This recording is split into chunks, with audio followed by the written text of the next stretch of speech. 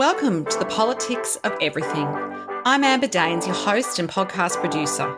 This is a half hour of power, a podcast dropping every week where I unpack the politics of everything, from money to motherhood, nutrition to narcissism, startups to secularism, the environment, quality, and much, much more. Our guests are seasoned in the field or topic of their choice, even if you've not heard of them yet. This is a non-partisan show.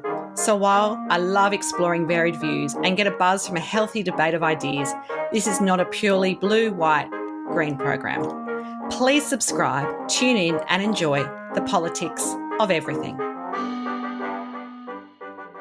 Domestic violence is more than a domestic issue. It's a well-known national problem in Australia that seems to be a permanent stain on our communities. Recent ABS statistics indicate 41% of Australians have been affected by violence of some kind since the age of 15, and 1 in 4 women and 1 in 14 men have experienced sexual or physical violence at the hands of an intimate partner. I met today's guest at the 2024 Stevie's Asia-Pacific Awards in Manila, and as fellow Australian business owners, we connected instantly. As CEO of the Trauma Recovery Network, Felicia Zsha Mirzze is an international speaker. She's an advocate. She's a therapist with a social science background with a specialist focused on trauma. She brings a blend of lived experience with a robust academic foundation. She's obviously very accomplished and she holds a degree in social science and counselling, and she's equipped with a wealth of knowledge that extends beyond traditional boundaries. Her academic background is impressive. It includes journalism, legal services, community services, counselling, communication, and this diverse skill set enriches her perspectives on mental health and well-being. She's presented at the Inaugural Asia-Pacific Conference on Women's Mental Health, the Conference on Gender and Women's Studies, and the Stop Violence Conference. And this is a huge topic and a bit of a warning, its nature won't be suitable for all listeners. Welcome to the Politics of Everything, Felicia. Thanks for having me. Podcasting remotely can be challenging, but it doesn't have to be. Since day one of the Politics of Everything, I have relied on Zencastr's all-in-one solution to make the process quick and painless, the way it should be for those of us who just love great content and want to get our ideas out into the world. If you know me, I'm obsessed with quality in terms of my guests, my sound, and everything about my show has to be great the first time. I'm time poor. It's so easy to use Zencastr. I'm not tech savvy and you don't need to be either. There's nothing to download. Just click on the link and off we go. Zencastr is all about making your podcasting experience easy, and with everything from local recording to automatic post-productions now in their toolkit, you don't have to leave your browser to get that episode done, and done fast. I have a special offer for you, and hopefully you can experience what I have with Zencastr. Go to zencastr.com/pricing and use my VIP code, the Politics of Everything, all lowercase and one word, to get 30% off your first 3 months of Zencastr Professional. How good is that? I want you to have the same easy experiences I do for all my podcasting and content needs. It's time to share your story. Okay, young you, what did you want to be as a kid? I don't imagine this particular job was maybe in your wheelhouse, or maybe it was. Can you just join the dots for us of what you were like at school, a bit about your academics and how you got to where you are today? What I wanted to be when I grew up didn't even consist of a job description. So a lot of the other kids, we had an exercise, a lot of other kids drew pictures of what they wanted to be when they were older. And there was astronauts, people were drawing pictures of nurses, doctors. I drew a picture of a dog. My preschool You teacher. do like pets. I did pick that up when we met. Well, I have got 3 dogs, so it kind of has translated into some ways into my adult life. But I think I wanted to potentially be a dog because I saw that they had all of the traits that, everyone loves: loyalty, unconditional love, always happy to see you when you get home. So maybe it had something to do with that, but I didn't ever have a career focus as a child. I was more into animals and pets, so to speak. Interesting. You didn't become a vet though. No, I didn't. Look, in my earlier career of when I was trying to figure out where I sat in the world, I did initially start off by studying law. I then had to do a pivot and I changed to social science. And it was at a time where distance learning was actually not, common. and I wanted to do distance education, and that was one of the options. And also I found it really interesting because social science also looks at a lot of the behavioural characteristics of how we behave as a society, and then that led me down the path of counselling. Interesting. Well, the topic today is domestic violence, and it certainly feels like a national crisis, but I feel like we say that every year. Like, I feel like this is like not getting better. Can you give your perspective as an expert who works with people in this space and your view on why it's pretty much like an epidemic in our society? And we talk specifically about Australia, but we do have audiences overseas as well. And look, I'm not as familiar with their statistics, but I feel like this 1 in 4 statistic for women and 1 in 14 for men is not okay. No, look, it's definitely not. And violence on any level should not ever be normalized or accepted in a community or in a society. But we find ourselves in the midst of this, termed crisis. I feel as though we are focusing probably on areas that we could focus better on different areas. So looking at the root causes, and we know what the root causes are. The research has been done. It's about putting together things that are going to be practical and are going to work to solve the issue. So data collection and also looking at communication between government agencies, law enforcement, child protection. We need to be able to flag in the system where there is a risk. And I think there needs to be an overhaul on risk assessment. There needs to be better training for our police officers and first responders.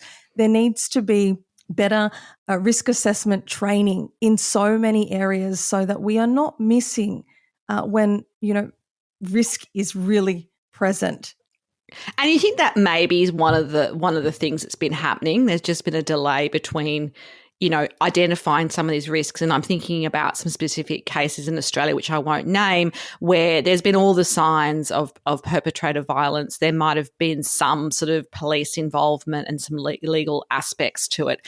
But certainly, it sometimes has just come too late that person's been out on bail or has never kind of been convicted. So, they've gone on to do horrendous things to maybe a former partner or someone else in their life. And we look back and go, oh, yeah, that the signs were all there. Like, what's your sort of view on that kind of, I guess, trend, if you like? It's very frustrating for me as somebody who responds daily to instances of violence. A lot of my clients are victims of strangulation and horrific things go on that I'm not sure the general public is fully aware of the circumstances around those incidents. I think because it's highlighted in the media now, people are more aware and more attuned to it. But things go on, like women are made to work in brothels. Their partner takes the money from them and they are afraid for their lives. So this continues. So instances and stories like that go on. And then the perpetrators go to court and these things are heard. And in some cases, I've heard that they get a community sentence. So I think the response Which doesn't feel enough. It just feels like a slap on the wrist, really. It doesn't feel like it's going to really deter other people from perhaps making similar decisions. So the magistrates need to have some accountability in the decision-making process that goes on as well. And I think that needs a big overhaul. I think that the justice system is overwhelmed because they probably wouldn't have enough beds in jail to put everyone in jail that is a domestic violence perpetrator. So there is that as well. And when men do go to jail for domestic violence, they're put in a setting that only enhances their tendency to become violent. So I don't think there's enough reform done when they're in there or corrections done, correcting of behaviour when they're in there. So there needs to be some real behavioural change programs in there that make a difference, that actually work, that are evidence-based and that are going to ensure that after these perpetrators have, engaged in violence, that this is looked at and this is worked on and this is remedied. Otherwise, they get out of prison and they engage in another relationship and they continue the abuse cycle. I don't think the penalties in place deter. So I Yeah. think when somebody, their amygdala is dysregulated, they've got substance abuse issues, they've got chronic long-term mental health issues, they could even be impacted by drug-induced psychosis in some cases. And I'm not speaking for everyone, I'm just speaking about a lot of the cases that I see. That's the MO for some of the perpetrators. And, if they have those deficits and they go into a relationship and there's conflict, I really don't think they stop for a minute and say, oh, they've just actually increased the penalty for this. I'm not going to bash my missus. That doesn't come into their thinking processes. So it's not really the answer. Absolutely. So, obviously, domestic violence impacts the victim, if you like, or the survivor. What impact does domestic violence, based on what you've seen, have in a broader sense? We can look at the individual cases and be shocked. And then sometimes you just kind of go back to your normal life, and you may be working alongside people who've experienced that or grown up in that environment, or, you might end up in a relationship with someone who has had those experiences. Obviously, there's more impacts than just the person. What are some of the things that you see in your everyday experience? I think as a society and in my everyday experience, the broad impact of this, it's in all spheres. It's absolutely in all spheres. And I think we can see that in our kids at the moment. And, majority of kids that are currently in youth detention or have contact with the justice system all have been victims of family and domestic violence. And I think that their voices are not properly being heard. And I think the solutions that are being proposed towards remedying youth crime are not ones that are going to work. These are our next generation, and they are going to be the ones that, are going to be functioning in this world after we're long gone. And they are getting locked up for reasons beyond their control in regards to the fact that they've been brought up in a traumatic environment. So I think the impacts on our kids is a huge one. And we need to be teaching our children how to respect and love each other, skills of resilience, how to pick up red flags in another person within a relationship context. And you've got to think too, as an example, and it goes into a generational realm here. If you have grown up in a domestic violence situation, you're more likely to end up in one yourself, because relationship has been modeled to you in a way that is unhealthy. And then you go on to think that that's normal or normalized. And then that continues on in your children, so on and so forth. So to be able to really break that cycle of domestic violence, that cycle of trauma and abuse, we really need to be looking at what we need to be doing to support and help our children. Absolutely. Your work does include advocating for the rights of women with a conviction history, which is an interesting kind of niche, if you like. How did this become a focus for you? And I imagine domestic violence is often part of these women's stories as well. Most definitely, because instances of DV and abuse and trauma for women who are incarcerated and or have conviction histories, it's in the 90 percentile. So it's gauged at 90%, but I would say it's much higher than that, because a lot of things do not get reported. People are not ready to talk about it. It's a very underreported thing. It's only now recently that reporting rates are higher. So this is usually inclusive of trying to defend themselves, and also substance use is criminalized. And also in regards to substance use, it can be a case of, the male perpetrator gets their partner hooked or reliant on a certain substance, and then from that there's more power and control exercised. Then to be able to maintain a habit, they need to do things that are criminalized. So, your drug dealing, prostitution, etc. So there's Mm. so many layers there that come into it. And it comes down to the feminization of poverty as well. So poverty has a lot to do with the reasons behind, why women end up with conviction histories. And I went down the path of advocating in this area. And as you said, it's a bit of a niche, but because I have a conviction history myself, and I also am, I have experienced some pretty bad domestic violence in the past. I've been strangled, I've been shot at. So I've had some really, hectic things go on in my life. And when that happened, I sat back and I thought, how did I end up in this situation? And I also acknowledge that I'm in a really privileged position that I was able to leave that situation. I was able to get an education. I had a good support network. I had a lot of things that I'm grateful for that other people don't have access to. So that's why I thought, I need to be a voice for the voiceless, until they're able to find their voice and they're able to heal and recover and join the advocacy Absolutely. movement. Yeah. It's very admirable, the work that you do. And how do you sort of, I guess, how do you get access to these groups of women with this conviction history? Are you working directly with the justice system or the legal system or the courts? How does that work from your point of view so that you can actually make a difference? We undergo research. So, me and my research assistant, Talia, we co designed a research study, and it talks about the adverse childhood experience and how that translates into offending later in life. So, we have people who are respondents to our research study, and we also speak at a lot of conferences in regards to the preliminary findings.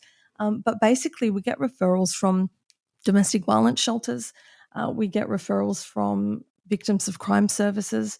So that's our referral pathway, and also word of mouth. I think that when people know that you have lived experience in addition to, the academic side of things and the clinical experience, it instantly makes them feel more comfortable in discussing what has happened to them, because they know that it's going to be a judgment-free area. It's going to be therapy and assistance free of any kind of judgment, because I've been in similar situations.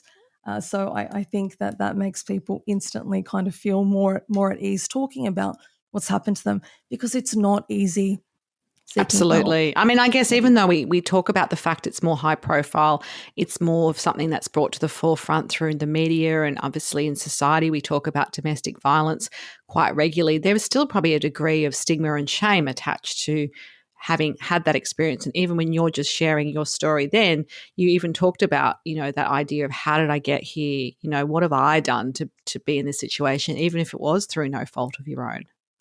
Most definitely. And a lot of victim shaming and blaming still goes on today, even though there has been a shift in that, a small shift in that, it still happens today. The old, what was she wearing?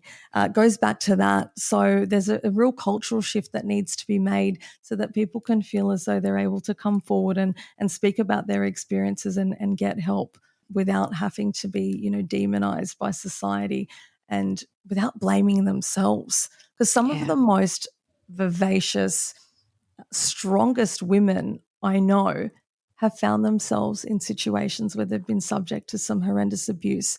And they always think, how does someone like me end up in a situation like this? So no one is immune from Yeah. these societal issues. Absolutely. It's not really about demographics, although, I think the stereotypes are that it's, people from lower socioeconomic groups. You mentioned substance abuse, but sometimes that's not always the case. Sometimes things like coercive control and things like that can present itself in people who might be highly educated. They might have great jobs. They might be high profile. They might be celebrities even. And that can still happen to them. Most definitely. And, there are cases where I've seen, somebody like Erin Molan, she came forward and she spoke about her experiences. And I think it's really, really good when people who challenge the societal norm as your typical DV victim survivor come out and they speak about their experiences, because it really challenges that stereotype. And I think that's really, really important in changing society's attitudes and views towards, what your typical DV survivor looks like. Absolutely. We obviously can do so much in the practice, in the work that you do and research you mentioned as well. What do you think the role governments play in solving domestic violence? I sometimes get a bit apathetic about solving the world's problems just with money, although that does help, and programs. And, we do, raising awareness. We might have certain, days that we sponsor, like White Ribbon Day. I mean, those things raise awareness, but do they move the needle on I guess, what we're trying to do here, which is really reduce incidences of domestic and family violence? I commend anyone or any organisation trying to move the needle, but I don't think it's as simple as money. And the government sometimes puts forward things that I feel are quite unrealistic. I would rather have a realistic view of where we're at, even if it is absolutely, inconceivable, so that we can know where we're going, but we also need to know where we've come from. So we need to look at the origins of DV. We need to look at the origins of violence. We need to look at the biological factors and, also the risk factors that come into it. Some people are biologically also more prone to be aggressive. How do we pick these things up? There's stuff like fatal jealousy or morbid jealousy, they call it, which we could be screening for, which, more likely to end in homicide or femicide. So there's so many things that need to be looked at. I think also we're working in silos when we all need to be working together a little bit more. And back to your question about money, is it the only answer? No. So the government wants to end domestic violence in one generation. I find that really quite offensive and an insult to everyone's intelligence. They cannot end this in a generation. They need a more longer term strategic plan, like I said, that involves all different cohorts and all different sectors to have their say and put solutions forward and then to move forward from there. Interesting, isn't it? Because, I just, like you say, those big ambitious targets, they sound good. They're great announcements for people to make, but who's going to hold, the government to account? Because the time that whatever date comes, we'll have a new government, we'll have new leaders. If it's not a priority, there's something else happening in the election cycle.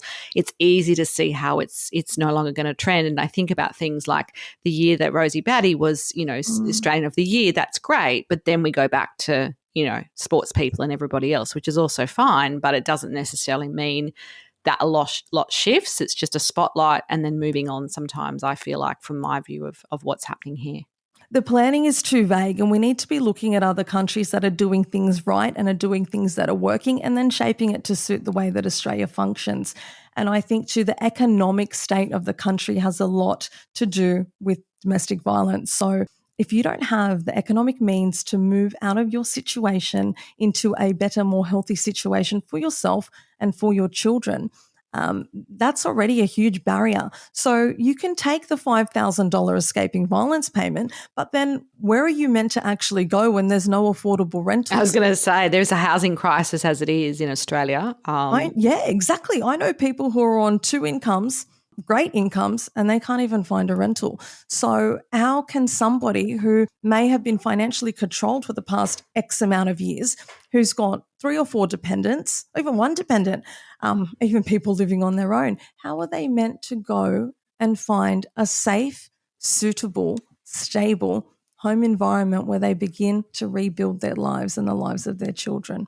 So it's just not really that viable. You can give that money to somebody, but then when that money runs out, where are they meant to go and how are they meant to support themselves when they are not in the mental or probably physical state to be able to even begin to look for work or begin to start the process of healing? So I think it's a Band-Aid solution and it needs to go beyond that escaping violence payment. There's so much more that needs to be done.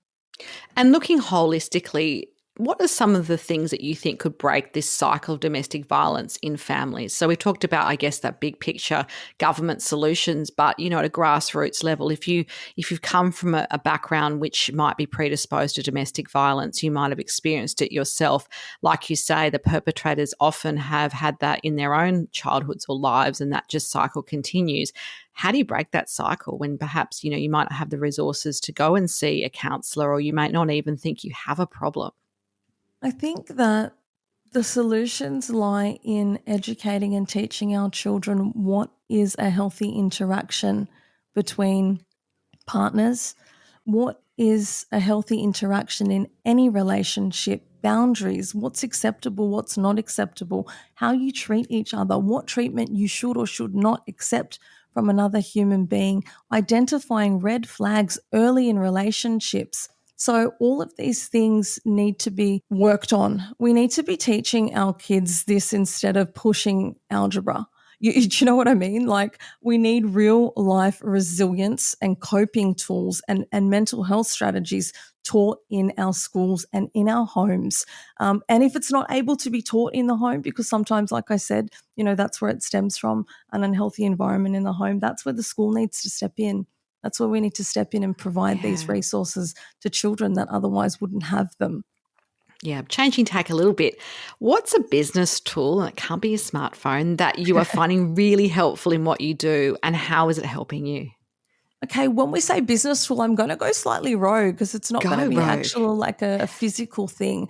I think for me, my best business tool is implementing space for creativity and implementing space for new ideas. And that comes through mindfulness. So I like to sit with myself for at least an hour a day and do some guided meditation. But I also have a notebook next to me. So usually once I finish that process of meditation, I'm able to have some really good, fresh perspectives and I'm able to have some really good, fresh ideas.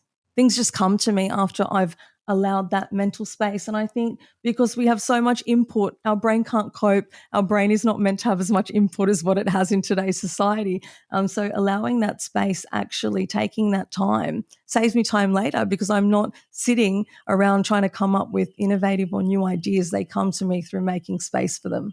Totally agree. I think a lot of entrepreneurs would agree with that as well.